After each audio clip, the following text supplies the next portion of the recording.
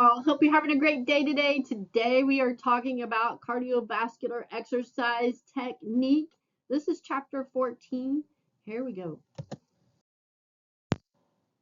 So our objectives with this chapter are to identify recommendations relevant to cardiovascular activities, as well as to provide advice regarding proper exercise technique on many machine type cardio activities, and discuss how clients can participate in group exercise classes safely, as well as to describe how to match clients with cardiovascular activities that are compatible with what their interests are and their physical capabilities.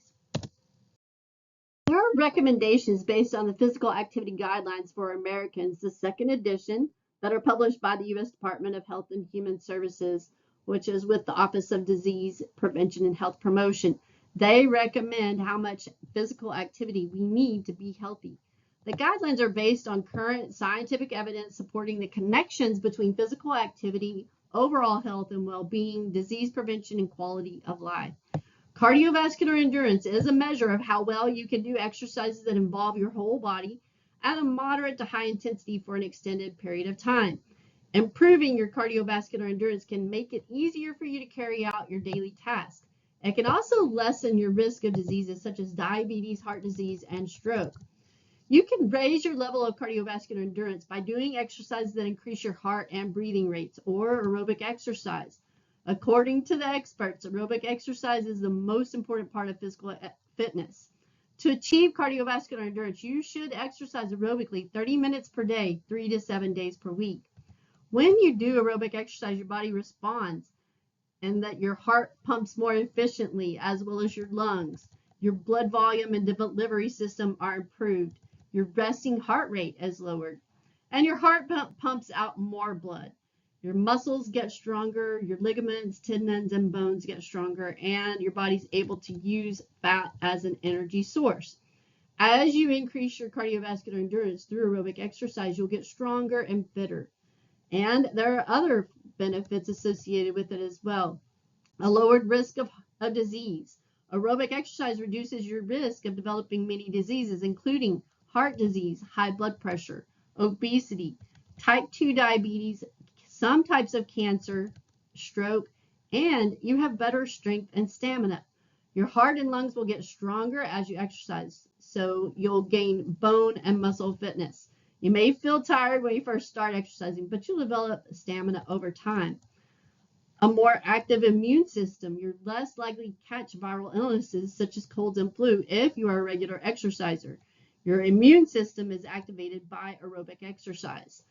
Managed weight. Your aerobic exercise together with a healthy diet can help you lose weight and keep it off.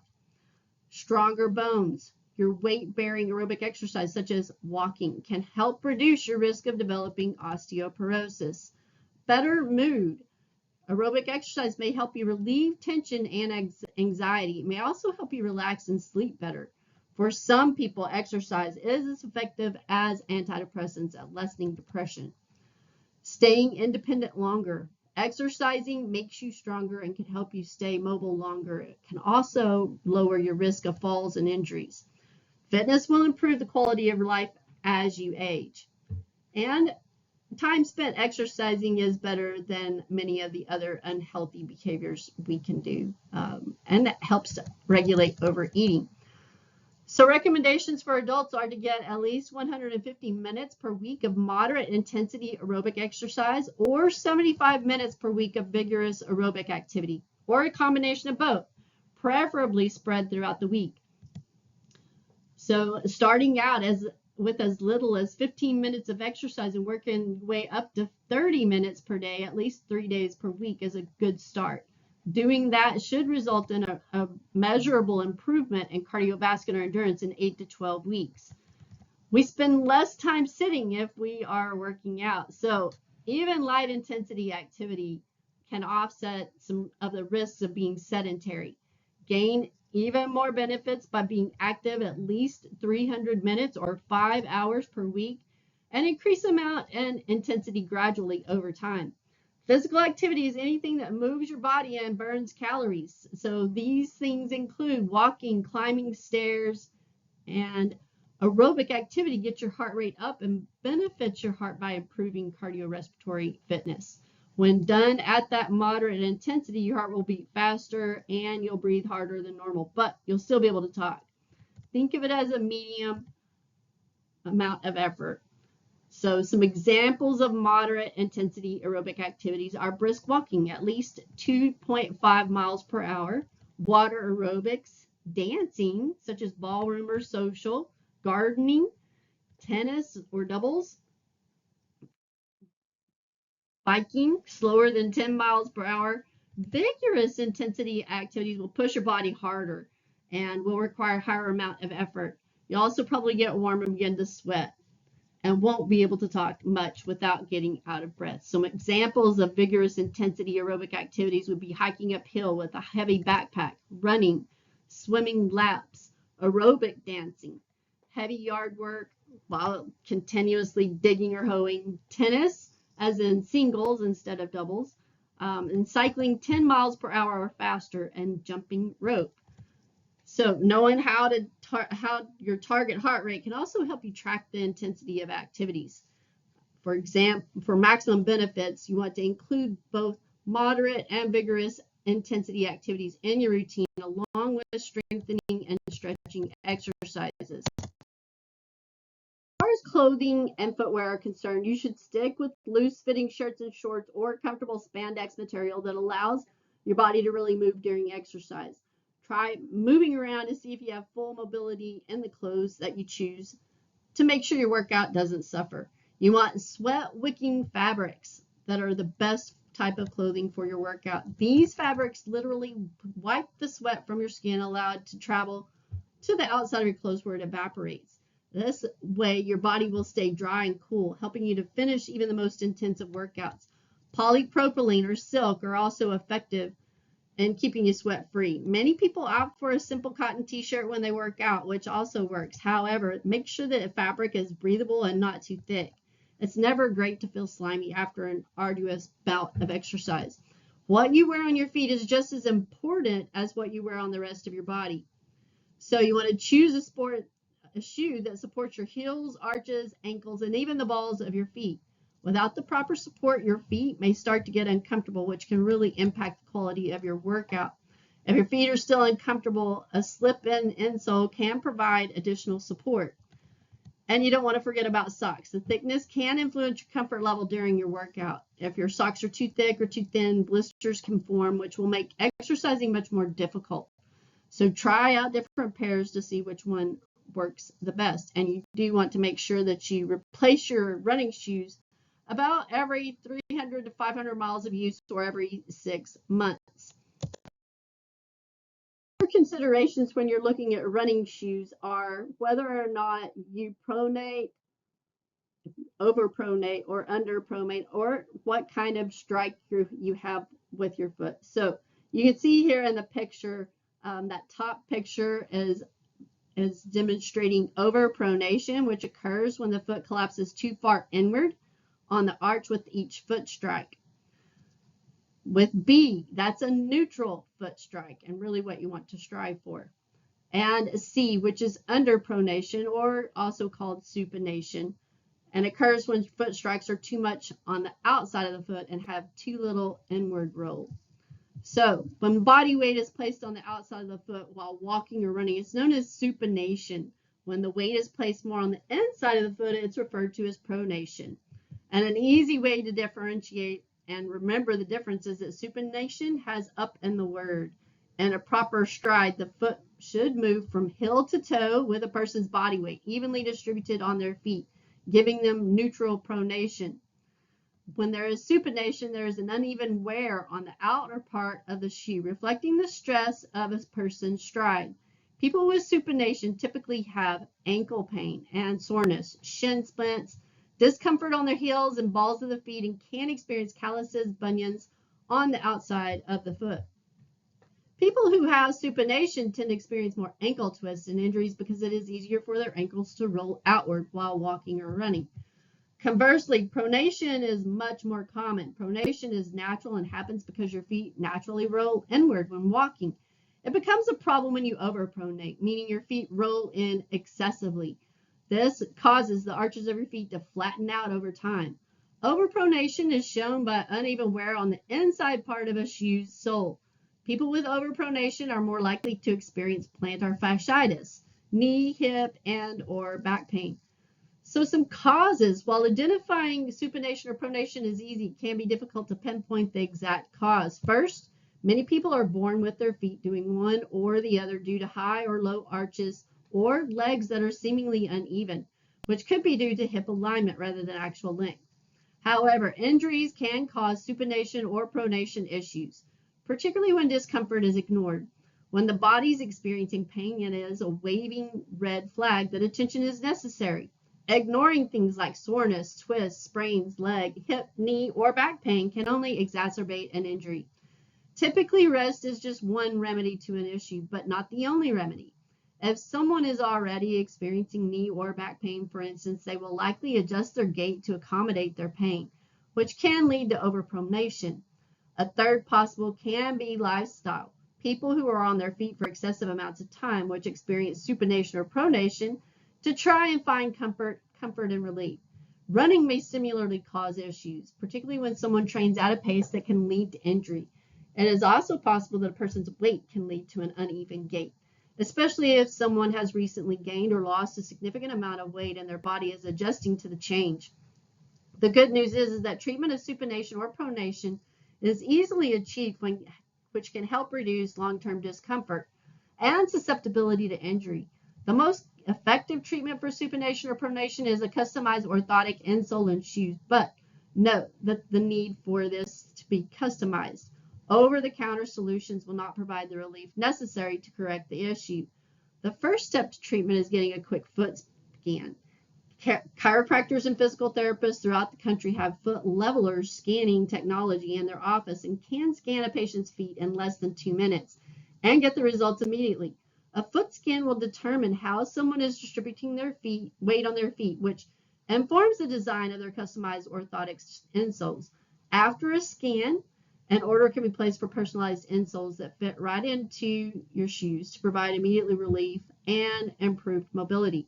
By wearing foot levelers, custom orthotics, the entire body achieves balance, starting with the feet. After a few months of wearing orthotics, the wear on shoes should become more equal, not to mention any discomfort caused by supination or pronation, which will subside as the body regains balance and alignment.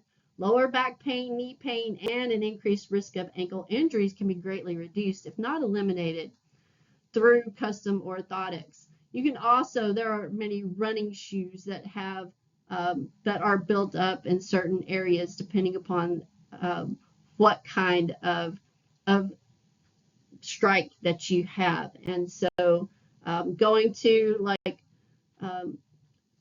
Elite Feet or something, a running shoe store, can help you with selecting the right shoe. They may have you walk barefooted for a certain distance to determine what kind of strike you have, and you can go from there. Vascular workout equipment is used to facilitate physical activity that the human body can utilize to promote good health, lose weight, and even relieve stress. Achieving an aerobic effect through the use of piece of cardiovascular workout equipment tends to be very efficient, and that an individual can quickly increase their heart rate to their target heart rate and thereafter maintain that level for a minimum of 20 to 60 consecutive minutes. By doing so, you allow oxygen to flow freely throughout the body for the majority of the exercise routine. There are multiple ways in which the body can achieve an effective aerobic workout using a variety of cardiovascular workout equipment. And there are a variety of cardiovascular machines available that are designed to allow the human body to achieve an aerobic workout. In addition, cardiovascular equipment promotes stress relief and minimizes the effect of depression. Treadmills are designed to allow the user the ability to walk, jog, or run, all while indoors. Treadmills have been proven to burn calories per time spent, more calories per time spent than any other cardiovascular machine that are similarly categorized. The reason for this is the versatile workout that treadmills offer, such as the running and walking options, as well as the option to do either an incline or decline. Treadmills also offer constant speed options that allow users to perform a workout that is ideal for maintaining an elevated heart rate. Working out on cardiovascular equipment is also a great way to relieve stress, reduce anxiety, and decrease symptoms associated with depression, all while improving cardiovascular endurance and sustained stamina. Another effective piece of cardiovascular workout equipment is the stair climber. The stair climber mimics the action of walking upstairs. These machines offer a more challenging workout than a treadmill and may cause individuals to become fatigued very quickly. You can program the settings for the stair climber so that the level of difficulty parallels the physical capability of your patient or client that you're working with. Stair climbers are not only effective at working the muscles associated with the legs, but also at causing the human body to expend a higher level of energy as well. This directly results in more calories burned during a workout. Individuals that suffer from back pain should consider an alternative type of cardiovascular workout equipment, as stair climbers may exacerbate that pain. So elliptical machines provide an ideal full body workout without the impact of running. Elliptical machines are essentially a combination of stair climber and a treadmill. As with aerobics, it is highly recommended that each individual work out on each of the various types of cardiovascular equipment to determine which pieces of equipment best support their fitness goals. And you can see here that they're demonstrating proper exercise technique on an elliptical trainer. You want to make sure that your client is looking up and forward and looking straight ahead with torso balanced over the hips with no excessive forward lean. Stationary bikes are another great way to exercise the lower extremities of the human body and achieve an aerobic effect at the same time. Stationary bikes are quite popular among fitness seekers, and many individuals use them at the beginning of their workout routines as part of a warm-up. And really, you're using, again, the lower body. The nice thing about it is not non-weight bearing and non-impact. Now, if you have someone who has osteoporosis and they're needing some weight bearing, this might not be the best choice, or you want to do it with a combination of weight bearing type of activities with elliptical, where there's non-impact but still weight bearing, or with a treadmill. Some stationary bike models allow for movement of both the arms and the legs, thus allowing several major muscle groups the ability to achieve a complete workout. All stationary bikes provide an aerobic effect, calorie burning, weight loss, and muscle strengthening of the lower extremities. And you can see here the upper body is supported in a seated position on a semi-recumbent bike. The seat is adjusted to allow a slight bend at the knee, which is similar to the situation with a standard stationary bike. Here you see a group exercise bike, and the position is based on the 6 contact points of the body. These are great for high energy motivational instructors and invigorating music and visualization that come together to make up indoor group cycling classes that make them both fun and effective. Group cycling has no complicated moves to learn to frustrate participants. And it's the ability to work at your own pace that means everyone can get the best of the session regardless of how fit, flexible, or coordinated they are. You don't necessarily need to know how to ride a road bike. You simply saddle up, set the resistance to the level that's right for that person, and let the instructor guide them through an incredible ride. The group cycling classes makes riding stationary bikes more fun by adding variety and visualization to the workout. And a motivating group setting with energizing music and inspiring instructors makes group cycling an incredible experience.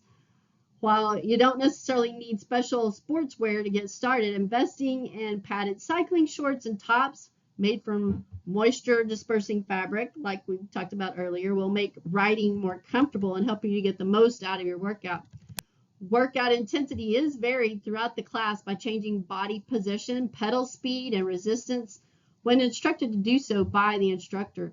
The music is used to motivate to keep energy up and push the individual to the max.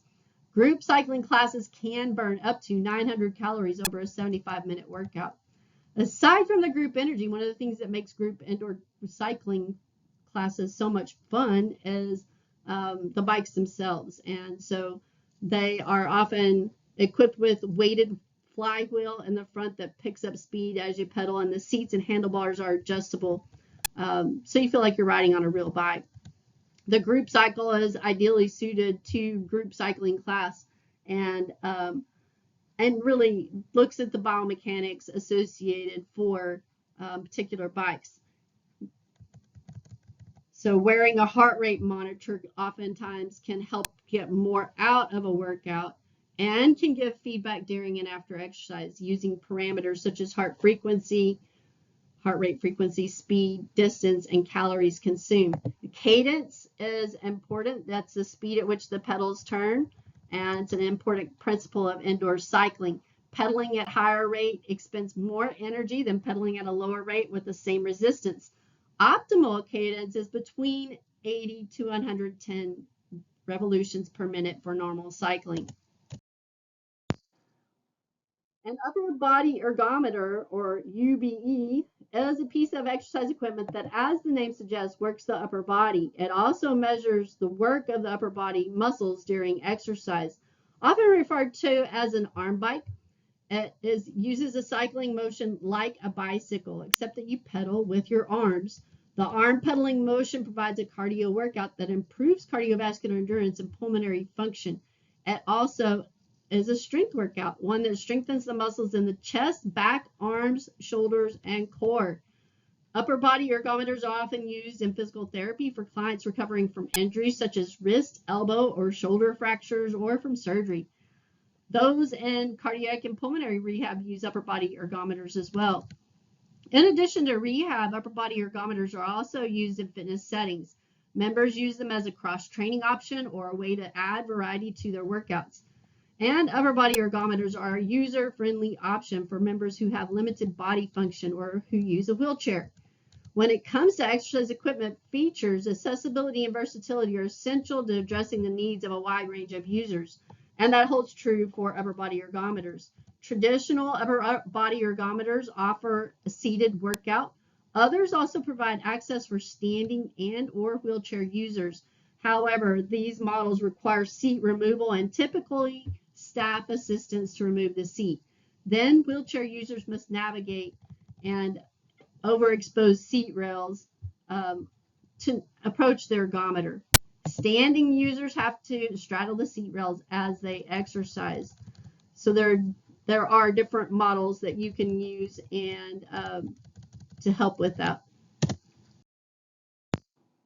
Other types of cardiovascular workout equipment include rowing machines, which promote a full body workout, as well as the ability to achieve an aerobic effect. Each individual needs to utilize the proper form when using the rowing machine, as this will ensure that all major muscle groups are worked as intended.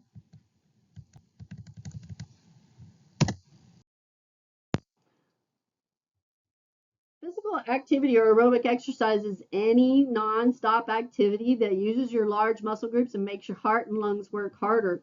So there are some examples such as walking outdoors, running, jogging, hiking, swimming, dancing, cross-country skiing, aerobics, or group exercise that are great options as well. With race walking, it is an event that's contested in all levels of the sport of track and field, from youth athletics up to and including the Olympic Games. It produces less impact and is typically demanding and is technically a demanding event that continues to grow in popularity across younger and older age groups for its fitness and competitive aspects. Race walking differs from running in that it requires that you maintain contact with the ground at all times and requires the leading leg to be straightened as the foot makes contact with the ground. It must remain straightened until the leg passes under the body.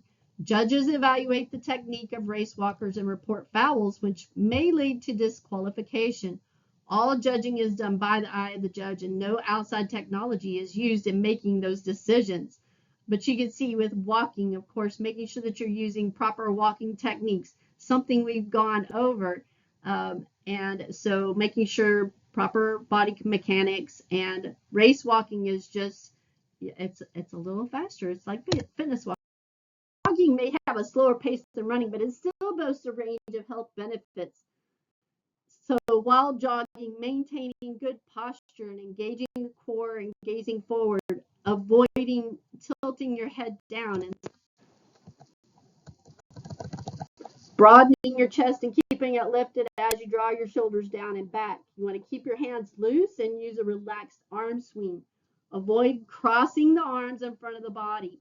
To prevent injuries to the lower body, use a mid-foot strike and avoid hitting the ground with the heel.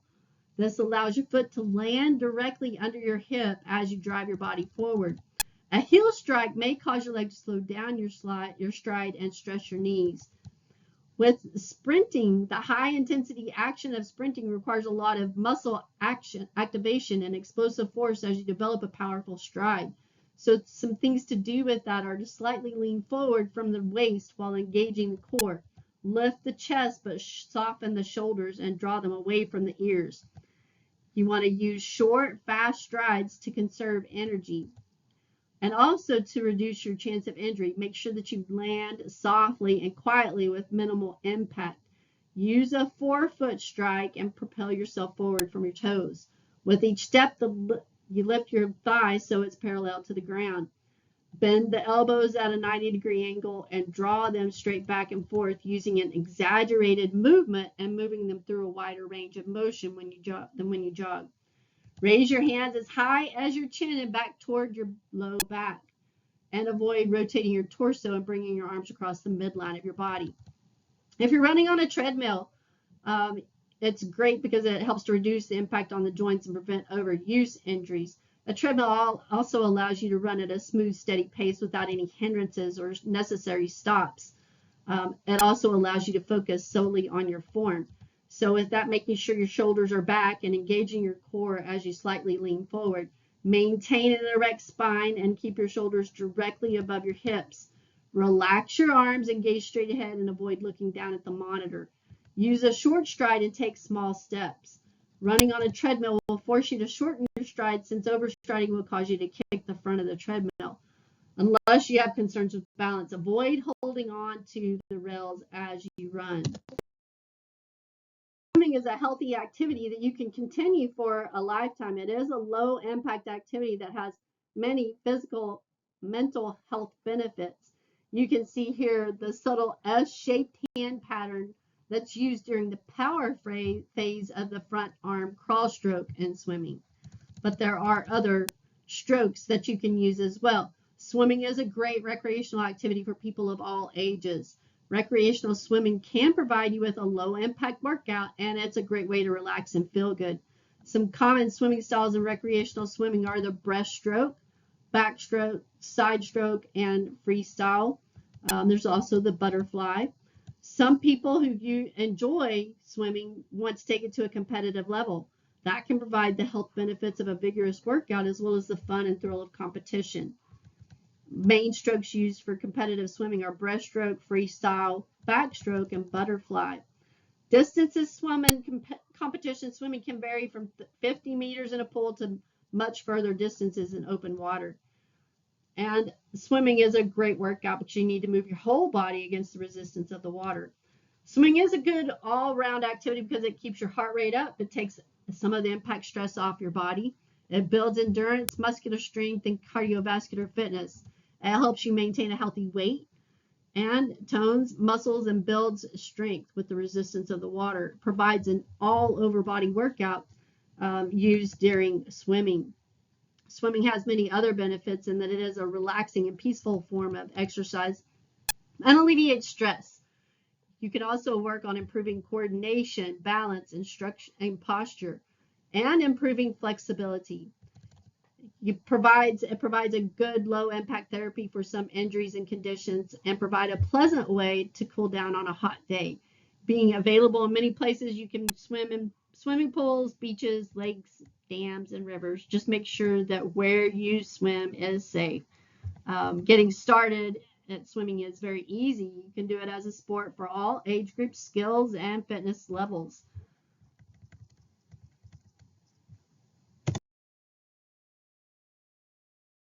Group exercise is another form of exercise cardiovascular.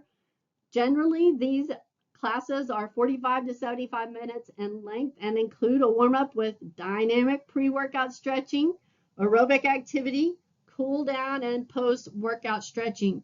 There are combinations of impact styles with low impact, where one foot remains in contact with the floor, or high impact, where both feet leave the floor during various activities. And really just depends upon the types of activities you want to include.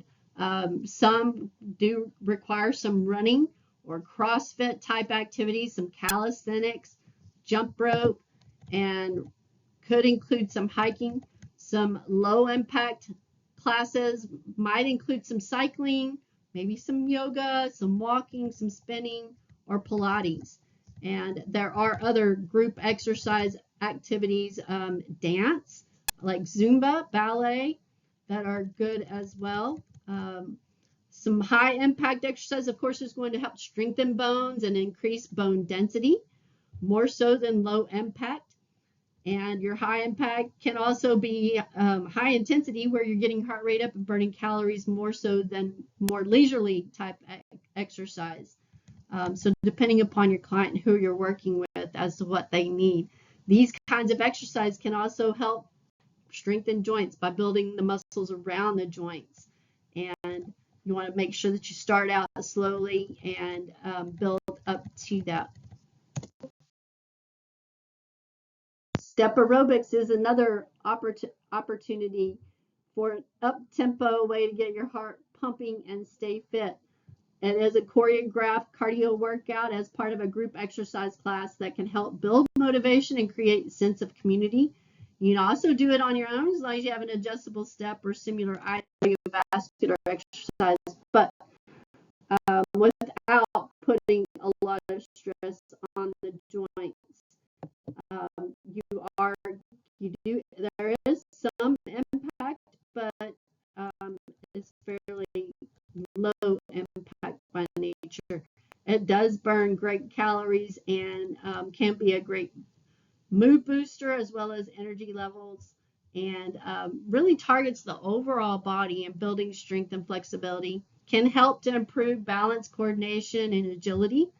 And there is a big social component of a group class that's beneficial in forging new connections and helping to raise motivation levels. Step aerobics is helpful in managing blood pressure and diabetes, and people with osteoporosis or osteopenia can do this type of low impact exercise to improve bone strength. People with arthritis can use a chair or stable object for extra balance during a step class. Cardio kickboxing workout is one of the most fun, fat-burning, high-energy exercises that you can do, with up to 1,200 calories burned during a 1-hour class. It is a mixture of martial art-inspired group fitness format that is both heart-pumping and exhilarating, using punches and kicks from disciplines such as karate, Muay Thai, and traditional boxing. Group fitness participants worldwide have fallen in love with this class format. And cardio kickboxing is a total body workout that involves utilizing multiple muscle groups to elevate the heart rate and train participants in speed, agility, and quickness. In most cardio kickboxing classes in the movement prep segment, participants will be introduced to the proper technique in executing the 4 main punches: jabs, crosses, hooks, and uppercuts. In addition to punches, cardio kickboxing participants will also learn how to safely perform the kicks used during class. Front, side, back, and roundhouse kicks are the most commonly used kicks in cardio kickboxing and will get your heart rate elevated. You may find that some cardio kickboxing classes will also involve contact. These classes will integrate equipment such as boxing gloves, pads, jump ropes, and even heavy bags to enhance the in-class experience. Participants may work in pairs, simulating boxing rounds, or work on individual heavy bags, performing punching and kicking drills. Incorporating these additional tools will create a kickboxing atmosphere that will psychologically engage participants and in some instances increase the intensity of the workout. Cardio kickboxing is another group fitness format that has branched off into boutique fitness centers where focusing on a consistent member experience is a priority. Complete with standardized programming, the use of heart rate monitors, these facilities have been popping up all over the country. A beginning cardio kickboxing workout should take the participant through safely executing the stance, punches, and kicks used during the body of the workout.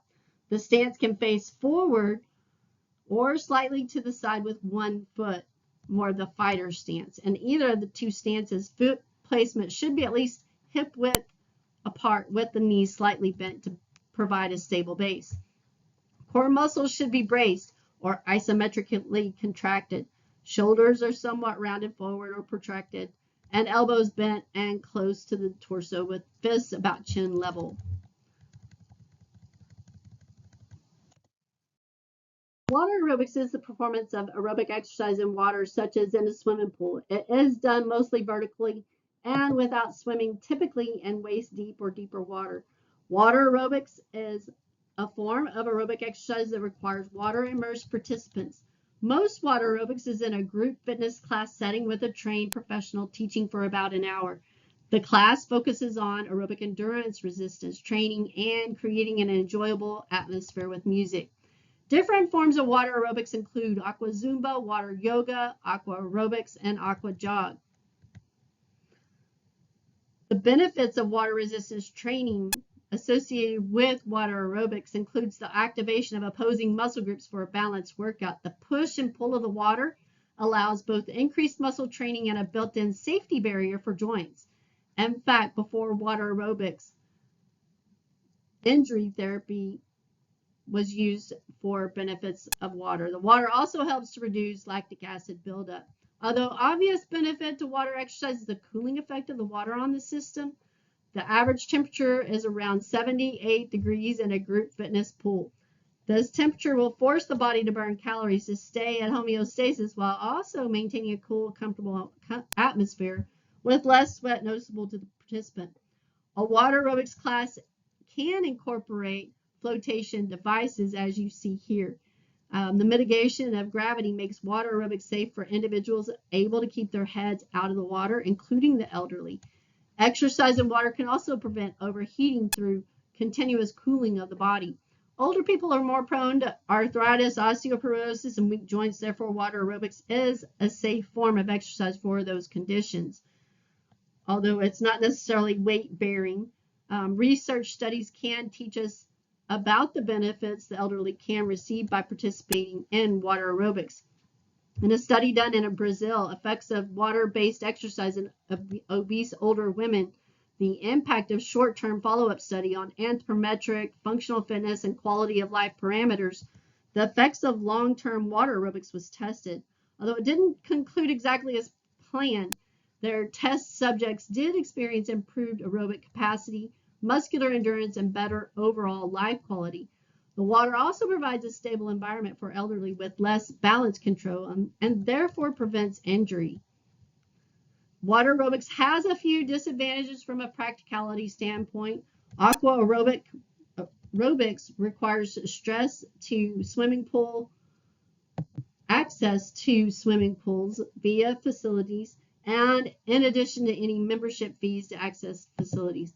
Classes may cost extra.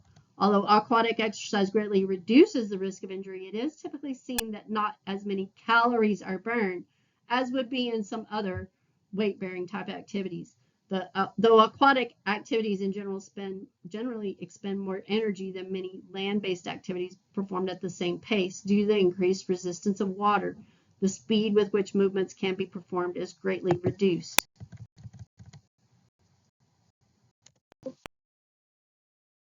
These are my references. Thanks again. I look forward to talking with you soon. Have a great day.